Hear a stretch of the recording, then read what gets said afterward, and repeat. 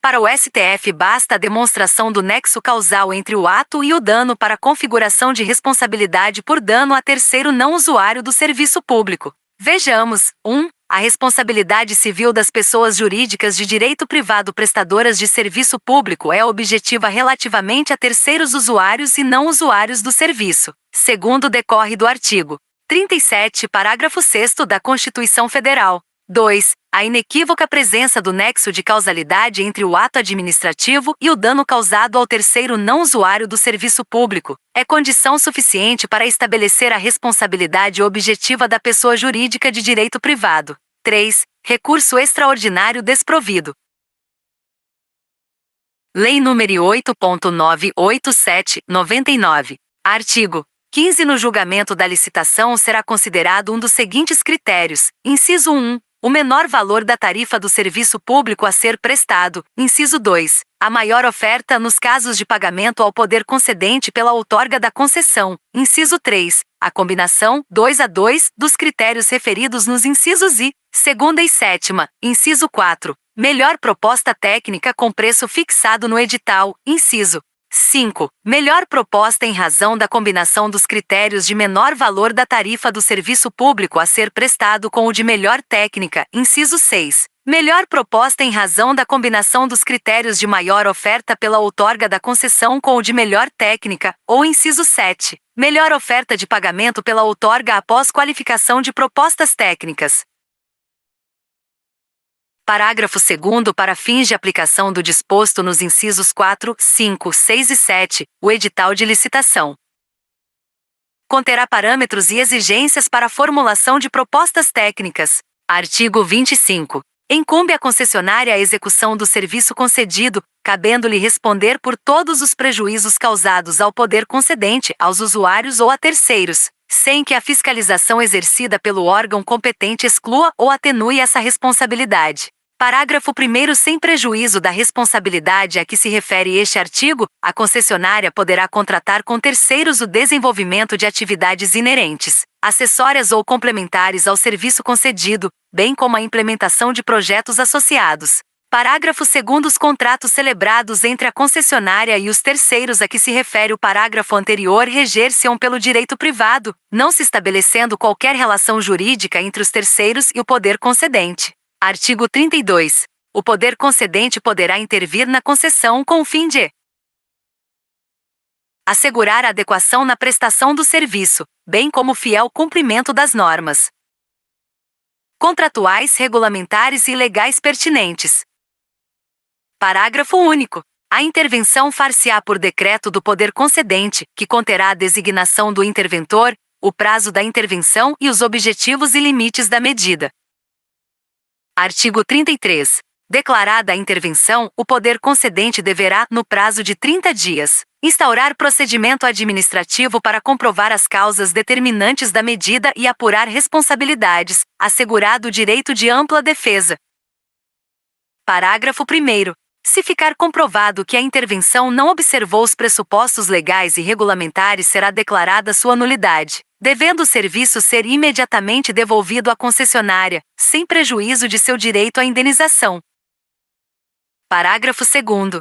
O procedimento administrativo a que se refere o caput deste artigo deverá ser concluído no prazo de até 180 dias, sob pena de considerar-se inválida a intervenção.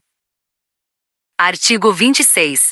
É admitida a subconcessão nos termos previstos no contrato de concessão, desde que expressamente autorizada pelo poder concedente. Parágrafo 1º. A outorga de subconcessão será sempre precedida de concorrência. Art. 40. A permissão de serviço público será formalizada mediante contrato de adesão, que observará os termos desta lei, das demais normas pertinentes e do edital de licitação, inclusive quanto à precariedade e à revogabilidade unilateral do contrato pelo poder concedente. A referida lei não prevê um prazo mínimo para a formalização de permissão de serviço público.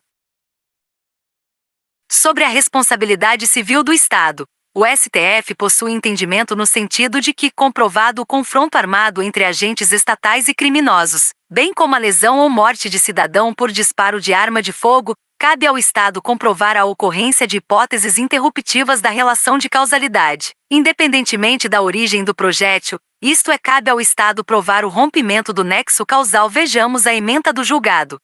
A responsabilidade da União está configurada, mesmo diante da inconclusão da perícia quanto à origem do projétil. 2. Recurso extraordinário com agravo a que dá parcial provimento, para condenar somente a União ao pagamento da indenização no valor de R$200 mil para cada um dos pais, espólio de Edith Maria de Conceição e José Jerônimo de Albuquerque, e R$100 mil para o irmão, Sidney Conceição de Albuquerque, bem como ao ressarcimento pelas despesas com o funeral e ao pagamento de pensionamento vitalício nos moldes requeridos na inicial. 3. O colegiado fixou a seguinte tese: e o Estado é responsável na esfera civil, por morte ou ferimento decorrente de operações de segurança pública, nos termos da teoria do risco administrativo. 2. É ônus probatório do ente federativo demonstrar eventuais excludentes de responsabilidade civil. 3. A perícia inconclusiva sobre a origem de disparo fatal durante operações policiais e militares não é suficiente por si só para afastar a responsabilidade civil do Estado por constituir elemento indiciário. O direito brasileiro adota, como regra, a teoria do risco administrativo, inscrita no artigo 37, parágrafo 6º, da Constituição Federal de 88. A responsabilidade civil objetiva na modalidade risco administrativo admite excludentes como fato exclusivo de terceiro, caso fortuito ou força maior. Artigo 37, parágrafo 6º, Constituição de 88. A administração pública responderá pelos danos que seus agentes, nessa qualidade, causarem a terceiros, assegurado o direito de regresso contra o responsável nos casos de dolo ou culpa. A desapropriação, segundo a definição de Maza, é o procedimento administrativo pelo qual o Estado transforma compulsoriamente bem de terceiro em propriedade pública, com fundamento na necessidade pública, utilidade pública ou interesse social, pagando indenização prévia, justa e, como regra, em dinheiro. Artigo 3º. O expropriante tem o prazo de 2 anos, a partir da decretação da desapropriação por interesse social, para efetivar a aludida desapropriação e iniciar as providências de aproveitamento do bem expropriado. A doutrina majoritária costuma identificar 3 espécies de desapropriação por interesse social, Maza, pp. de 1147 a 1148. A desapropriação por interesse social estrito sensu, regida pela Lei nº 4.132/62, será decretada para promover a justa distribuição da propriedade ou condicionar o seu uso ao bem-estar social. Artigo 1º da Lei N. 4.132/62. A competência é comum, concorrente entre União, Estados, Distrito Federal e municípios. B. Desapropriação por interesse social para política urbana, de competência exclusiva dos municípios. Artigo 182, 4º, 3ª da Confira. C. Desapropriação por interesse social para fins de reforma agrária, de competência exclusiva da União. Artigo 184 da Confira, sendo que a indenização, embora prévia e justa, não é paga em dinheiro, mas em títulos públicos. Cumpre destacar que a Lei Complementar N. 7693 estabelece o procedimento contraditório especial de rito sumário para desapropriação por interesse social para fins de reforma agrária. Nesse sentido, percebe-se que, embora haja espécie de desapropriação por interesse social de competência exclusiva da União, artigo 184 da Confira, para fins de reforma agrária, ou de competência exclusiva de municípios, artigo 182, 4º, 3ª da Confira. No caso da desapropriação por interesse social estrito sensu, trata-se de competência comum, concorrente entre todos os entes federativos, o que torna a afirmativa errada. Mais ainda, mesmo no caso da desapropriação por interesse social para fins de reforma agrária, de competência exclusiva da União, há precedentes do STJ que indicam a possibilidade de esta modalidade ser exercida também por qualquer ente federativo. STJ, RSP 691.912 RS 2004, 0138334, 4, Helmin, José Delgado, J.